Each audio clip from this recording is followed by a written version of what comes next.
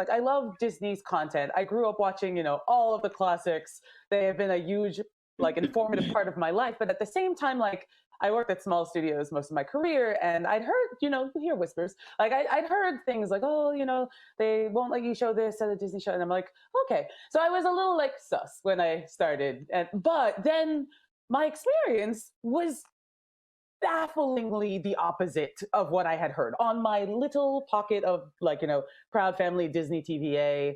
The showrunners were super welcoming. Meredith Roberts and, like, our leadership over there has been so welcoming to, like, my, like, not at all secret gay agenda. And so, like, I feel like I felt like it was, I mean, like, maybe it was that way in the past, but I guess, like, something must have happened in the last, like they're turning it around, they're going hard. And then all that, like, momentum that I felt, like, that sense of, I don't have to be afraid to, like, let's have these two characters kiss, let's in the background, like, I was just wherever I could, just basically adding queerness to, like, if you see anything queer in the show, I'm proud of them. But, like, I just was like, no one would stop me, and no one was trying to stop me.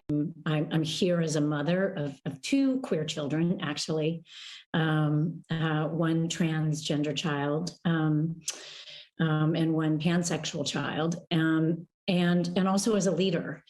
And that was the thing that really got me, because I have heard so much from so many of my colleagues over the course of the last couple of weeks, in open forums and through emails and phone conversations. And I feel a responsibility to speak, not just for myself, but for them, to all of us. We had an open forum last week at 20th where, again, the home of really incredible, groundbreaking LGBTQIA stories over the years, where one of our execs stood up and said, we only have a handful of queer leads in our content. And I went, what?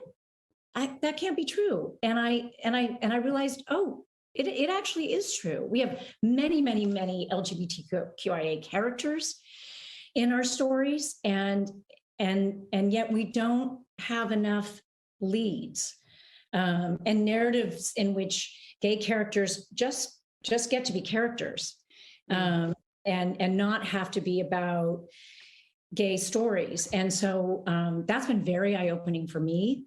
And I can tell you, it's something that I feel perhaps had this moment not happened, I, as a leader, and me as my colleagues, would not have focused on. And going forward, I certainly will be more so. I know that we will be, and I hope this is a moment where, shoot, the 50% of the tears, sorry, are coming. We just don't allow each other to go backwards in space. Yeah, I've had the privilege of working with the Moon Girl team for the last 2 years, and they've been really open to exploring queer stories. And I'm on the production side, part of the work that I feel like I can put in is making sure that we take place in modern day New York. So making sure that that's, like, an accurate reflection of New York. So I put together, like, a tracker of our background characters to make sure that we have, like, the full breadth of expression. And we got into a very similar conversation, Carrie, of, like, oh, all of our, like, gender nonconforming characters are in the background. And so it's not just a numbers game of how many LGBTQ plus characters you have.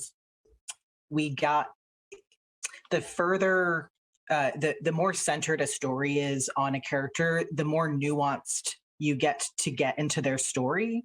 And especially with, like, trans characters, you can't see if someone is trans. There's not one way to look trans. And so kind of the only way to have these, like, canonical trans characters, canonical asexual characters, canonical bisexual characters is to give them stories where they can, like, be their whole selves.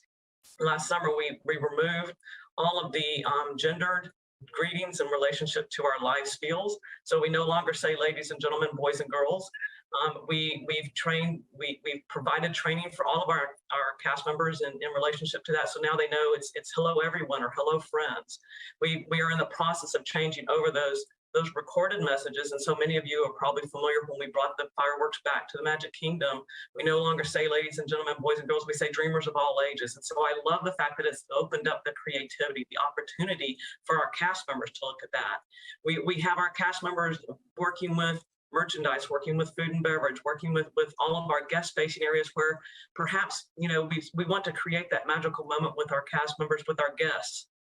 And we don't want to just assume because someone might be in our interpretation, maybe presenting as female, that they may not want to be called princess. So let's think differently about how do we really engage with our guests in a meaningful and inclusive way that makes it magical and memorable for everyone. And coverage